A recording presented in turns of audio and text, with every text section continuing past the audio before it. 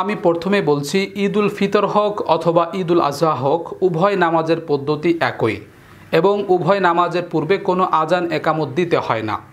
এবং সেই সাথে আরও বলছি, ঈদুল ফিতর কিংবা ঈদুল আজহা উভয় নামাজ অতিরিক্ত 6 তাকবীরের সাথেও পড়া যায় এবং অতিরিক্ত 11 কিংবা 12 তাকবীরের সাথেও পড়া যায়।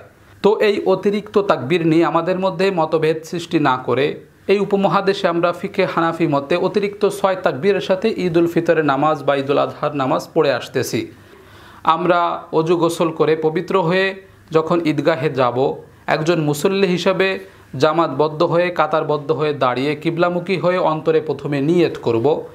যখন আমি মুসল্লি হিসাবে নিয়ত করব, তখন নিয়তটা হবে এরকম যে আল্লাহর সন্তুষ্টির জন্য কিবলামুখী হয়ে এই ইমামের পিছনে 2 রাকাত ঈদুল ফিতরের নামাজ আদায় করতেছি, আল্লাহু আকবার বলে ইমামের সাথে ইক্তেদা করব। এবং যখন আমি ইমামের মুসল্লায় দাঁড়াবো, অর্থাৎ ইমাম হিসেবে ঈদের নামাজ পড়াবো, তখন নিয়ত করতে হবে এভাবে যে আমি কিবলামুখী হয়ে আল্লাহর সন্তুষ্টির জন্য 2 রাকাত ঈদুল ফিতরের সালাত আদায় করানোর জন্য ইমাম হিসেবে নিযুক্ত হয়েছি বা ইমাম হিসেবে দাঁড়িয়েছি। এভাবে নিয়তটা করার পরে তাকবীরে তাহরিমা আল্লাহু আকবার দিয়ে হাতটা বেঁধে ফেলবো।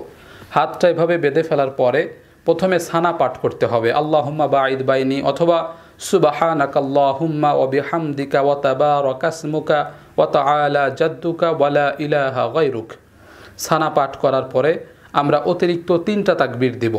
প্রথম তাকবীরে আল্লাহু আকবার বলে হাত উঠিয়ে ছেড়ে দিব, দ্বিতীয় তাকবীরে আল্লাহু আকবার বলে হাত ছেড়ে দিব এবং তৃতীয় তাকবীরে আল্লাহু আকবার বলে হাত বেঁধে ফেলব। এইভাবে তৃতীয় তাকবীরে হাত বেঁধে ফেলার পরে আমরা আউযু বিল্লাহি মিনাশ শাইতানির রাজিম বিসমিল্লাহির রহমানির রহিম, এরপরে আলহামদুলিল্লাহি রাব্বিল আলামিন ওয়ালা দাল্লিন পর্যন্ত সূরা ফাতিহা শেষ করব। তারপরে আরেকটা সূরা মিলাবো, যে কোনো একটা সূরা আমরা পাঠ করতে পারি। তো যে কোনো একটা সূরা পাঠ করার পরে আমরা স্বাভাবিক নিয়মে রুকুতে চলে যাব, আল্লাহু আকবার বলে রুকুতে চলে যাব এবং সামি আল্লাহু লিমান হামিদা বলে রুকু থেকে উঠব এবং ঠিক নামাজে যেভাবে পড়ি সেভাবে পড়ে স্বাভাবিক নিয়মে আমরা রুকু থেকে উঠে আবার সেজদায় চলে যাব। 2 সেজদা করে আমরা আবার দাঁড়িয়ে যাব।